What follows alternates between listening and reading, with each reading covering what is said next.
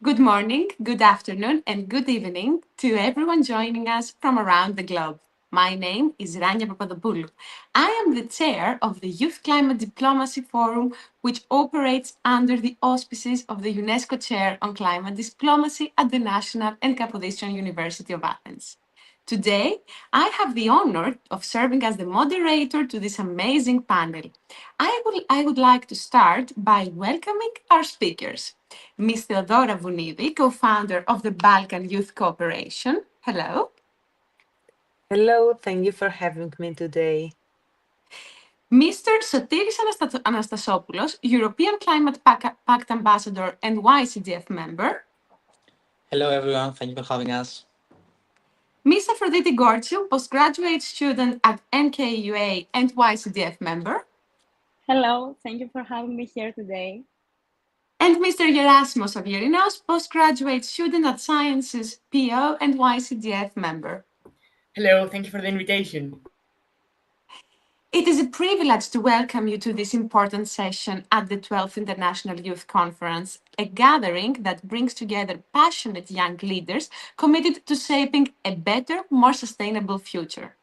As an initiative, the Youth Climate Diplomacy Forum for Southeast Europe is dedicated to empowering young people to participate meaningfully in climate decision making, not just as observers, but as active negotiators, advocates, and change makers. Today's conversation is particularly significant. The young generation at the forefront of environmental action in Greece. We will ask whether young engagement in environmental action here in Greece is symbolic or truly transformative. And we will go deeper, exploring what prevents young people from influencing national environmental policy. Is it a question of power, trust, or access? These are not abstract questions. They are urgent. They speak to whether a generation will simply inherit the outcomes of climate policy or whether we will save them. So I invite you all to bring your honesty, your creativity, and your solutions to this discussion. Let us turn our ideas into momentum and our momentum into action, climate action.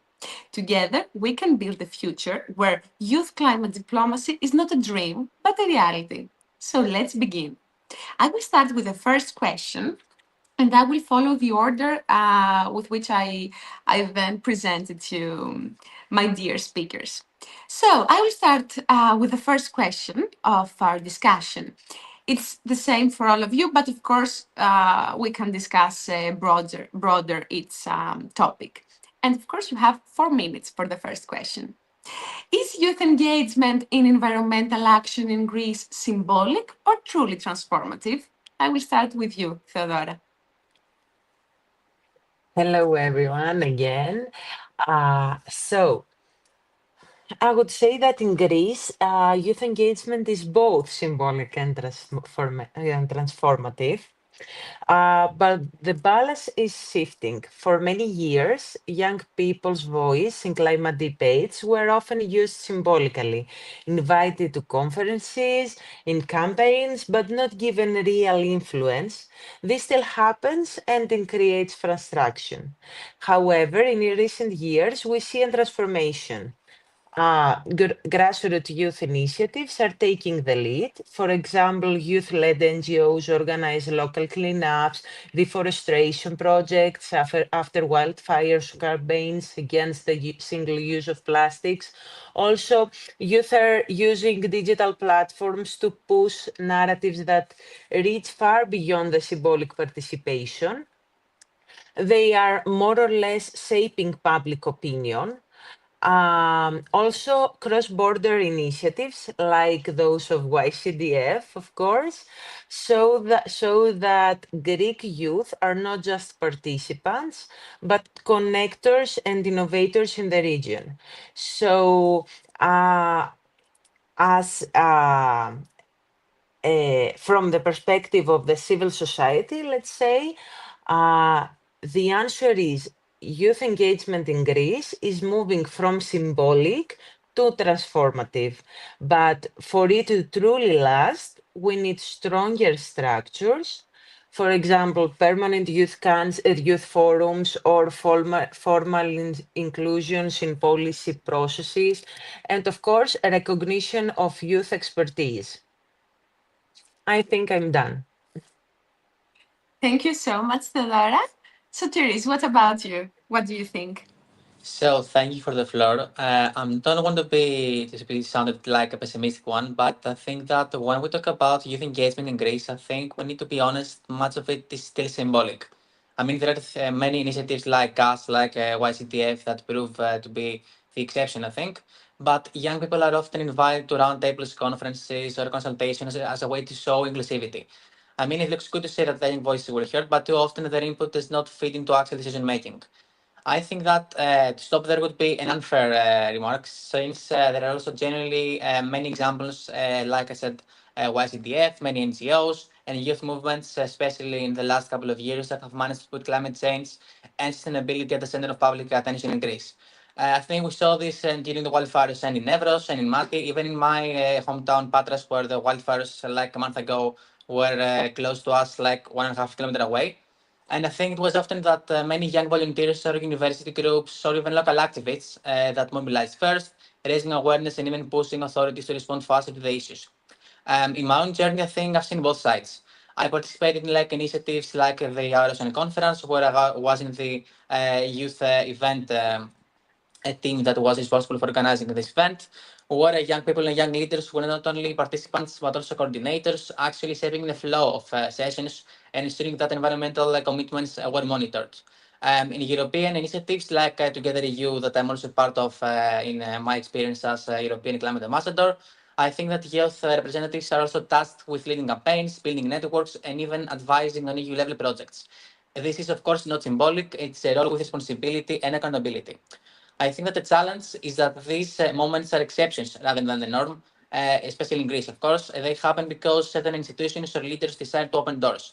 For engagement to become systemic, we need some permanent structures, like an example of a National Youth Council on Climate Policy, or some youth seats in municipal environmental boards. So, to answer the question and make my final remark, I think that youth engagement in Greece is still caught between symbolism and transformation. But the more we institutionalize youth participation, the more likely it will lean towards transformation. Young people already have the vision and the energy, and what they need is a mechanism to translate that into policy impact. Thank you. Thank you, Sotiris. Aphrodite, what about you? What do you think? I think that this question is really important considering the growing challenges of climate change. These challenges are crucial and urgent, and they require action from all of us all over the world. In Greece, like in many other countries, young people are stepping up as voices for change, whether it's by joining global movements like Fridays for Future or by organizing local initiatives. Youth involvement is growing fast. Let's first look at the symbolic side of youth involvement. I believe that things like protests, social media campaigns, and raising awareness are great for catching attention to climate change and the protection of the environment in general. Many young people have taken the streets many times, demanding for stronger and stricter climate policies. But while these symbolic actions are important, they don't always lead to real change. This is because even though youth activism is visible, political action is often slow or not enough. And this is why we need transformative engagement. Transformation means going beyond just raising awareness. It means changing systems, pushing for new policies, and create greener solutions. And I believe that in Greece, we are starting to see this shift. Many young people are creating startups and NGOs about renewable energy, sustainable agriculture. Others are pushing for new policies and stricter laws to protect the environment and create a blue economy.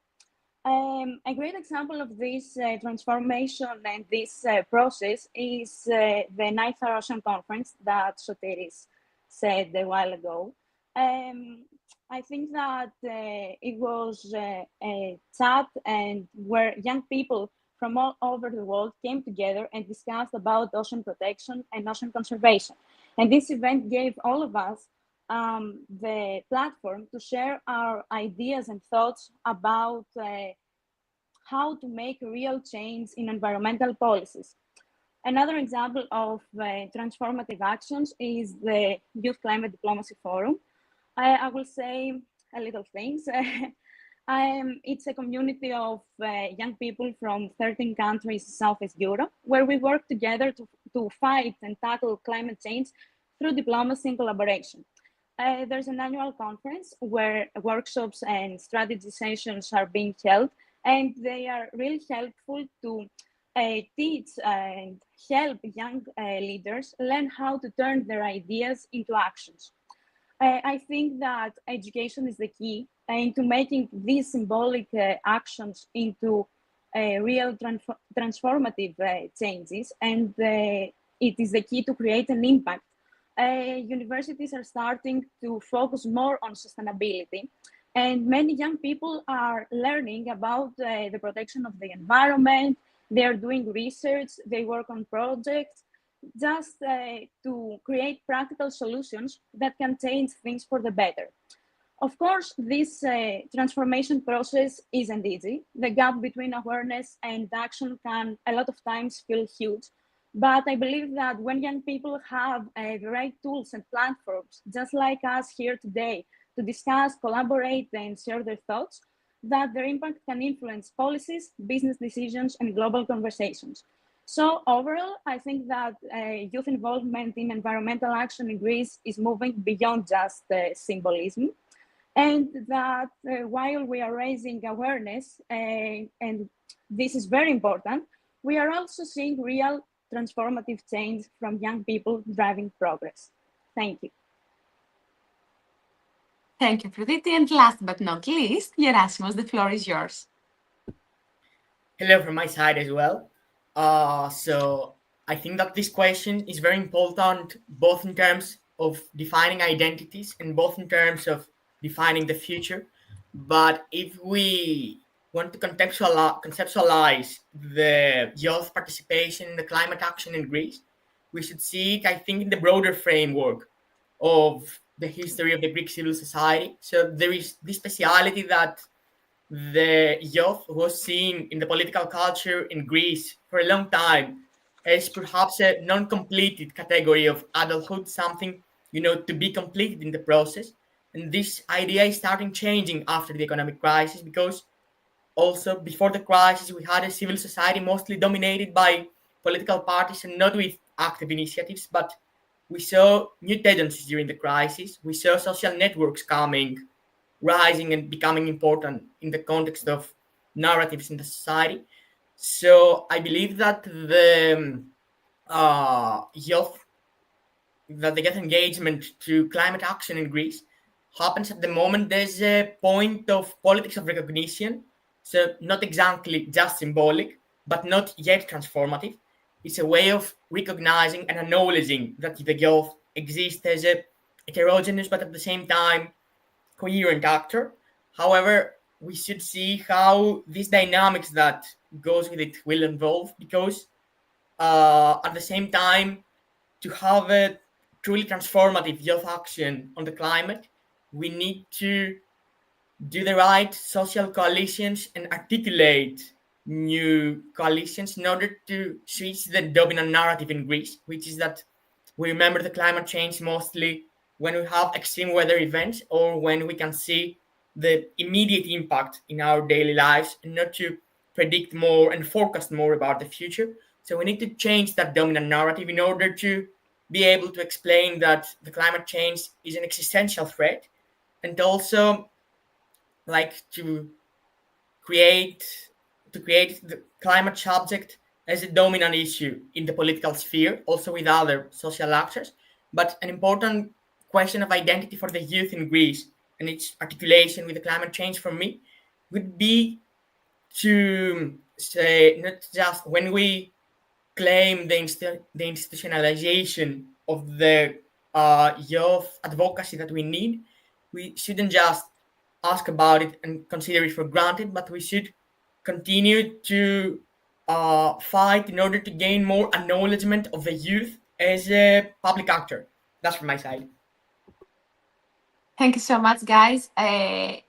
I think that what we are saying has have a great impact because I can't stop reading the chat while you're talking. You were talking, and it has really inspired. What you have shared has really inspired our audience. First and foremost, I want to say hi to all the people from India, Pakistan, Bangladesh, Afghanistan, Ethiopia, Nepal, Malawi, Nigeria, Burkina Faso, New York City, of course, Mali, and all around the world who are watching us right now, and they are texting us. Um, I will highlight a few things of what you shared, and then I will put it together with what our audience is writing in the chat. So, Theodora, you talked about you focused on civil society, and I think that youth participation and truly transformative participation in civil society is depicted through your organization, through Balkan Youth Cooperation. Why? And I know that at the same time you raise the issue of education and raising awareness, which was mentioned by Aphrodite as well as very crucial for truly transformative action. Permanent structures, I think that's what the people at the chat are also underlining. It's very important to, I will let me open the chat because I really liked what someone said about truly, give me a second, I will find it. Yes. So Raisa is wondering whether they are given real seats are given in policy making in Greece, or we are just celebrated as the inspirational fails of climate action. I think that we are not at the level of having real seats at the table, but that's what we are trying to do at the Youth Climate Diplomacy Forum and through our through the other actions, as Sotiris mentioned, in order to create, to design and establish a mechanism. And as Gerasimos said, we need to make the climate issue dominant to politics, to our society, to everywhere, to our daily life. And that's what climate diplomacy actually does. So I will move to the second question, and please feel free, all of you, to ask us your questions. And of course, for our speakers, if you want to answer something specific, please let me know. So, what prevents young people from shaping national environmental policy? Lack of power, lack of trust, or lack of access? What prevents us from this? Because it's something that our audience is also wondering. Theodora, we will start with you. So, I understand that, okay, it could be a lot more than that, but I would say all of three factors play a role in a different way, each of it. So, let's talk about lack of power. Of course, environmental policy making in Greece is still highly centralized. Let's say still dominated by government and business interests. Youth rarely sit in the table where real decisions are made, as Rania said before answering the question. We are doing a lot of things, especially through the public consultation, but we are not in this point yet, and the system doesn't let us be in this table, the decision table yet. In the moving to the lack of trust, let's say that many young people distrust institutions in general in their whole life in Greece. So, not only in climate issues, but especially in climate issues, after wildfires or floods, they see promises made and not kept. And the same things happened every year, which reduces their willingness to engage with traditional politics. So that's where the civil society comes in, and especially youth civil society, and we create a parallel platform of dialogue in these issues. And of course, lack of access, perhaps the most critical. Youth often don't know the channels to influence policy, or those channels are closed, bureaucratic, and non transparent. This is an issue not only in Greece, but in the whole Balkan Peninsula. And we should have a lot of fights to for that to let's say control all these issues. But for me, there is a hope. Civil society organizations are creating alternative spaces, as I said before. For example, youth climate dialogues and advocacy campaigns have pushed issues like renewable energy, sustainable tourism higher on the agenda. The other speaker talked about it more analytically before. What we need now is, let's say, to institutionalize youth participation. We're gonna talk about that for hours because all of us understand that this is the key to success. Youth councils linked to the ministry, more open consultation, and cross-border networks that show policymakers that youth already collaborating beyond national boundaries. Rania, you know that from your first level through Youth Climate Diplomacy Forum is difficult, but we can do it. So while lack of access is the greatest barrier, building trust and empowering youth with real decision-making roles are the key to engage, to change, I think. Thank you so much, Theodora. I will come back to what you said after all of the rest speak. So, Sotiris, the floor is yours. Thank you. So for me, that's a really important question because the obstacles young people face are not abstract; they're very real and very practical. If I had to prioritize them, I would say that the main barriers are lack of access and lack of trust, more than lack of power in itself. So regarding access, I think that policy processes in Greece are still quite closed. We've all seen that ministries, parliamentary committees, and even municipal councils on issues that regard the environment tend to be technical and not all inaccessible to youth. The consultations that do exist are not always well publicized or youth friendly, and they require a level of legal literacy, networks, and time that many young people don't have, especially if they're students or early in their careers and they want to be more active in the climate section. I think that if we compare this with other countries like Finland or Denmark, where youth climate councils exist as permanent advisory bodies to the government itself, in Greece there's not such a formal mechanism.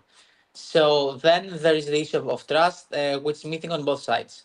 Policymakers sometimes perceive youth as too idealistic, too inexperienced, or even too impatient to understand the constraints of governance. At the same time, many young people, especially in Greece, see institutions as bureaucratic, resistant to change, or focused on short-term interests rather than long-term sustainability. Even according to Eurobarometer statistics, we've seen that most likely two-thirds of Greek people, if I'm not mistaken, they don't feel that their voice is being heard enough in the parliamentary sections and by political decision makers. And now regarding power, I think that I wouldn't say that young people in Greece lack power altogether. They have shown that they can mobilize public opinion. We've seen many examples, even with issues that don't have to do with climate change and such kind of things. That's a form of social and moral power we've seen by youth people in Greece. And the real issue is that this power doesn't translate into institutional influence. Without access and trust, youth energy remains external and pressure that rather than internal decision-making authority. I think that from my own experience, I've seen the power that youth people have in their hands. And I think that when they are tasked with coordinating meetings, sessions, conferences, etc., they're always on point and doing the job perfectly. I think that the main challenge is to replicate this model nationally and more institutionalized in Greece. So, also from my experience, I've seen that we have the tools in our hands, but we don't have the enough support. For example, I've seen that in my university, we had a class in last semester that was about climate diplomacy. And as I've been hearing the past few days, the assembly that we had as part of our exam process will not be continued since we don't have enough funds to continue this activity and deliver our ideas to the mayor of Athens. It was a good initiative that was running for the past 2 or 3 years. So I think that to answer this directly, what prevents us young people from shaping policy is not a lack of ideas, motivation, or even power. It's more like the absence of formal access and the erosion of mutual trust. If Greece were to give the actual tools and the actual opportunities to us, I think it would be on point and deliver a perfect result. So I think that ultimately the barriers are structural and not personal. Young people are ready, and what is missing is the pathway that allows us to shape policy in a lasting way. Thank you. Thank you, Sotirios. Aphrodite, please. So I truly agree with Theodora. So I will add some more things on what she said already. I believe that both lack of power, lack of trust, and lack of access are very important into preventing young people from shaping environmental policy in Greece. Firstly, I believe that many young people feel disempowered because I can hear from my friends, from my colleagues, that they believe that their voice sometimes doesn't matter. And even if they get involved, nothing will change. And I believe that this is why many young people in Greece don't attend the elections and they don't go to vote because they feel like they have no influence on the decisions that affect their future and their lives. Secondly, there's surely a lack of trust in the political system. Many young people don't really believe that politicians will take action on things like climate change. They see that things move too slowly and they feel disconnected all over from the decisions that impact their lives. And this lack of trust makes young people less interested into getting involved in politics and sometimes more less interested into advocating for change. And thirdly, I believe that young people don't always have access to decision-making processes in Greece because even if we see statistics, youth is underrepresented in key political roles. And this is something that has to change. Youth doesn't have a seat at the table where important environmental policies are made. And without proper representation, it's hard for the voices to be heard and the discussions that affect and matter the most. Another thing I want to discuss is about technology. And while I believe that technology and social media can amplify our voices, it's not enough because we have to collaborate with the policymakers and governance, and we should have more space in this collaboration. And lastly, I believe that the key lies in intergenerational collaboration. I believe that while young people must be active in pushing for change, it's equally important to collaborate with older generations. We can learn from their accomplishment, we can learn from their mistakes, and I believe that environmental policies and environmental action need the broader support of the society. So the main barriers are both lack of power, lack of trust, and lack of access. But I believe that we can overpass them with hard work and collaboration. Thank you. Thank you. And Erasmus, your turn. So I will totally agree with what also the other speaker said about the distrust to institutions in Greece. Sotirios mentioned a very nice, a very interesting actually point about Eurobarometer and the percentage. However, as it comes to the question itself, I believe that the access, the power, and the trust are three interlinked categories because I think that the power defines in some way the accesses, and that the trust is also a form of symbolic capital that can be determined from the power and the access in the way that the youth is represented through the access and the power and in power relations. So more concretely, it's also a question about who is eligible or like more credible to represent the youth, because youth is an heterogeneous social category, and as the Greek civil society was very party dominated, we see very frequently, the youth movements of the political parties claiming to representing the youth and speaking about climate change or how we should perceive on it.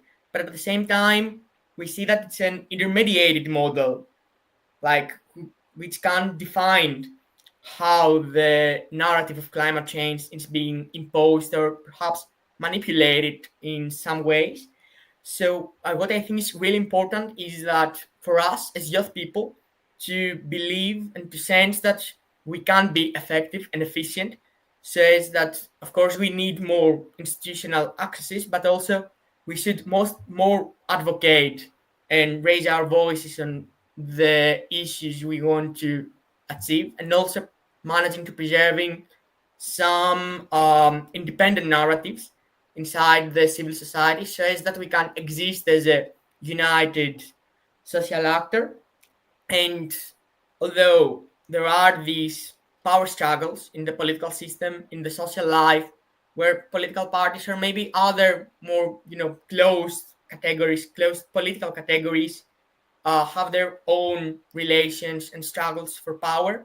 But the new crisis that we are acknowledging after COVID, the new ways that the climate crisis appears, create also new political arenas where we can try to gain more accesses and to change the way that we, as youth people who will live the most hard consequences of the climate crisis, the way that we are represented and perceived in the public sphere, so as that we further continue to gain more accesses and to change the perception of the people around us. Thank you. Thank you, Gerasimos. Thank you all for your meaningful insights, and thank you all for your amazing comments and the great discussion you have started in our chat. It's a pleasure that you are being that much engaged. So I will make a few comments on what you said, but I will combine them with what they have written to us in the chat, because it was a great point that was raised, and I will take the blame for expressing it wrong, because it was wrong.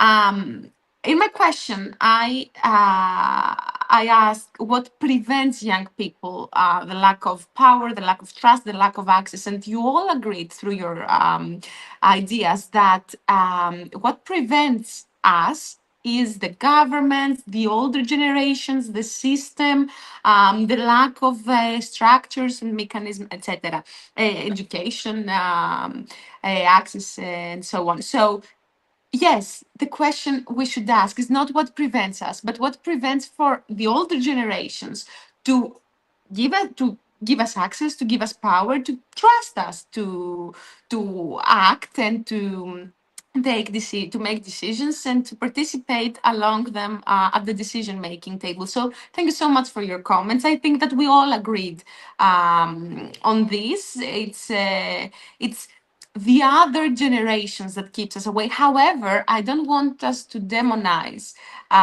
the older generations, because, for example, we're here as the Youth Climate Diplomacy Forum due to the willingness of Professor Emanuela Dousis, who is the shareholder of the UNESCO Chair on Climate Diplomacy, who is from another generation, but who understood the importance of giving the floor to young people and giving them a chair at the table. So I think that what we need in order to impactfully shape national environmental policies is to have leaders who open doors. And I think this is something that Gerasimos said before, Gerasimos or Sotiris, I'm not sure.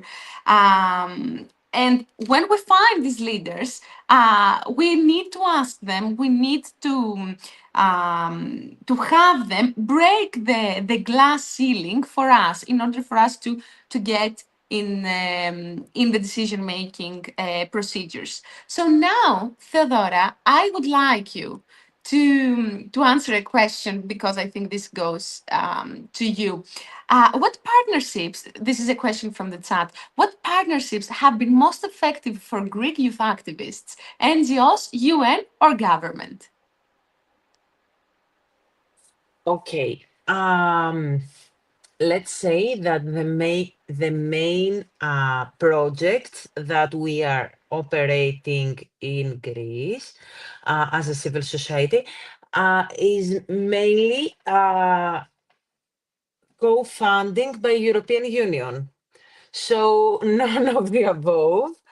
But of course, let's say the less collaborative, most of the times, is the government. Not because they don't want to, but because they don't have the right mechanism to listen to the young voices, as we said before. Or maybe some people in the decision making is not so open-minded, as we said also before. In Greece, we don't have a lot of UN involvement. So this panel is a very good start, let's say.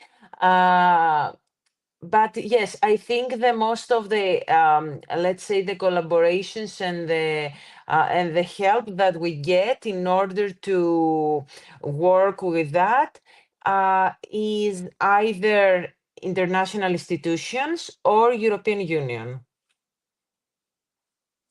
Thank you. Thank you so much.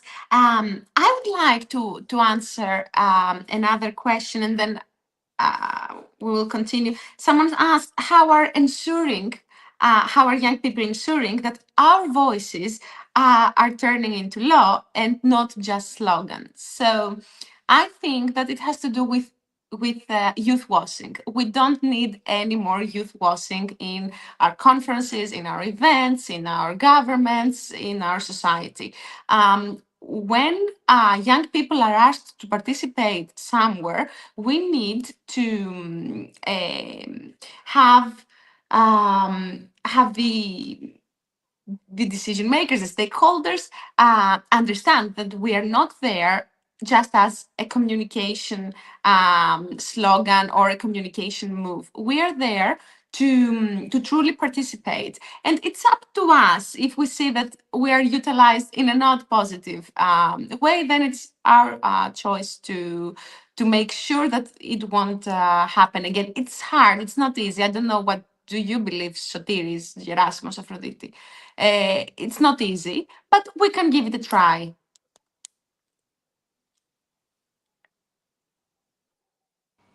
So, should I take the floor? Should I answer? Sure. Okay, so I think that that's an issue that many people have pointed out. And I would like to say that that's a real concern, but because youth washing is a very important risk.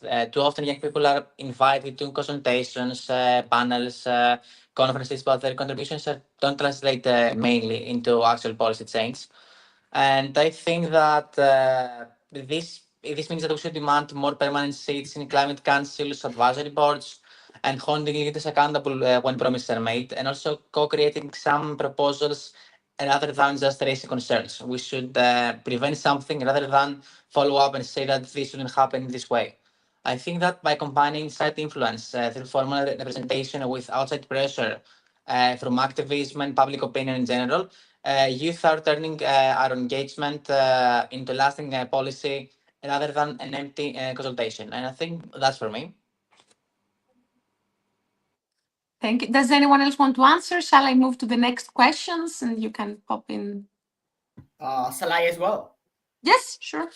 Perfect. And complementary to this, I think that using social networks and channels that there are in the societies and changing the framing of the existing dialogue can also make other social categories acknowledge that the youth washing is happening, because perhaps other generations or people who are less diverse into activists might not exactly feel the same way about the youth washing and how it's happening. So raising the issue is also a good way to start. Great point. Thank you, Gerasimus. So I want um, to raise another question written in the chat. They're asking us, and I think that we are all part of this.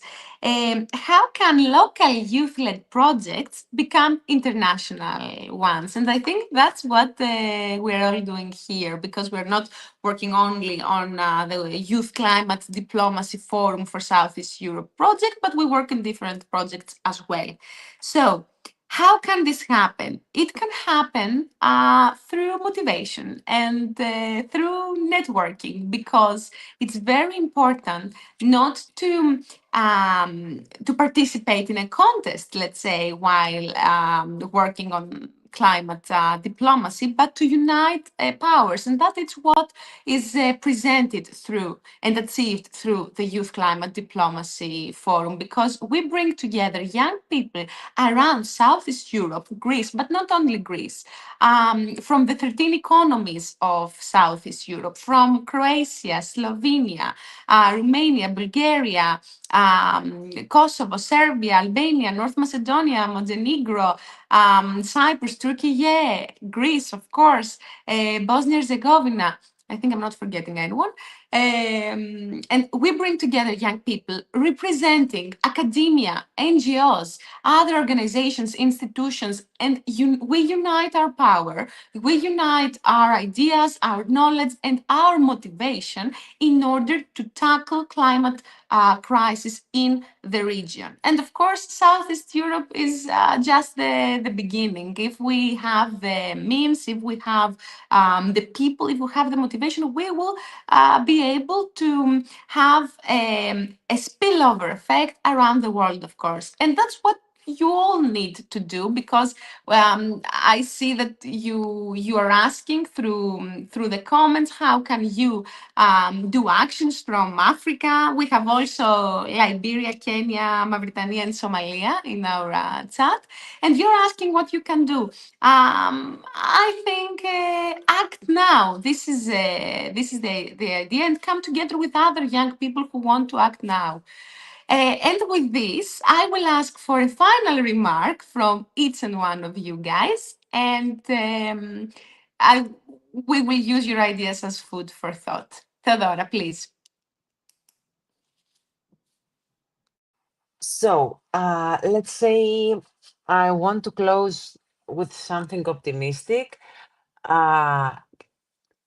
For me, Greece has a choice. It can treat youth engagement as symbolic, or it can recognize it as the engine of transformation.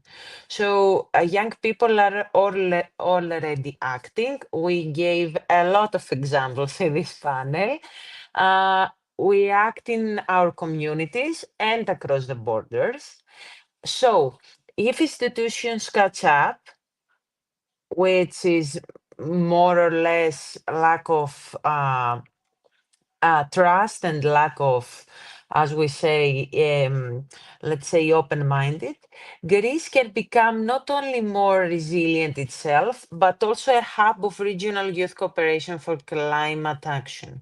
So I want to close with that. If there is one message, let's say, that I want to leave you with, is that youth do not just represent the future. As one of our guests said in the comments, they are already co-shaping the present. So I think this is the most important. Thank you, Theodora. Sotiris. Okay, so thank you. So if I could leave one thought, one closing remark, it would be this, that youth engagement in environmental policy must move from being a symbolic gesture to a structural commitment. Young people don't just want to be invited to events or ask for opinions or just give their thoughts. They want to co-create solutions and take responsibility for them. The climate crisis, as we've all seen, is not a future problem. It's here and will define our generation's lives more than any other. By giving youth a permanent access to decision making and building trust between the formal institutions and the next generation, Greece can turn climate policy into something more ambitious, innovative, and future-proof. And also, I believe that small remark regarding the question about how can a local project become international. I would say that it depends on the people that are into it. If they have a motive to turn things around and make a change for the better, I think that that's the main source to create this and the main motive to become a better version of ourselves and give out our best to define our future and our climate future, of course. And I think that if there is hope and if there is a will, I think that's enough. And if we get this, and this will get also the proper support from other formal institutions and other formal funds and other options. So that's for me, and thank you. Thank you. Aphrodite, the floor is yours. So for a final thought, I believe that in environmental action, every small action counts and every effort matters. We can all save the present and the future because changes may be slow, but they are happening. And I truly believe that they are driven by young people. I believe that if we keep combining passion and action, then you will not only influence the future of environmental policy, but will actually save it. Thank you. Thank you so much. Gerasimos? So my final remark would be that, of course, climate change and climate crisis is the most important security threat for the future to come. But through the climate action of our generation, the transformative environmental policies can be interlinked with also the rule of law crisis and also with creating more resilient economies. So the stake of the youth environmental action is way bigger and can, if we act properly, and I hope and I think we can change the framing even of the global politics and go even more to transnational movements to make indeed transformative changes. Thank you. Thank you. Thank you for your inspiring words, the ideas you shared, your work, the work that you are doing. It was great to be the moderator of today's discussion. I would like also to thank the International Youth Conference, which hosted us for another year. And I would like to ask from all the audience, the people at the audience, to follow us on social media, Youth Climate Diplomacy Forum. You can find us and we can continue this vibrant discussion. Climate needs us. We started from Greece, then we moved to the Southeast Europe. Now we want you by our side. We want you to join us in order to move around the world. Together, we can be the change we want to happen. We are dreamers, but we are also doers. We can act now. We will do it together. Thank you so much.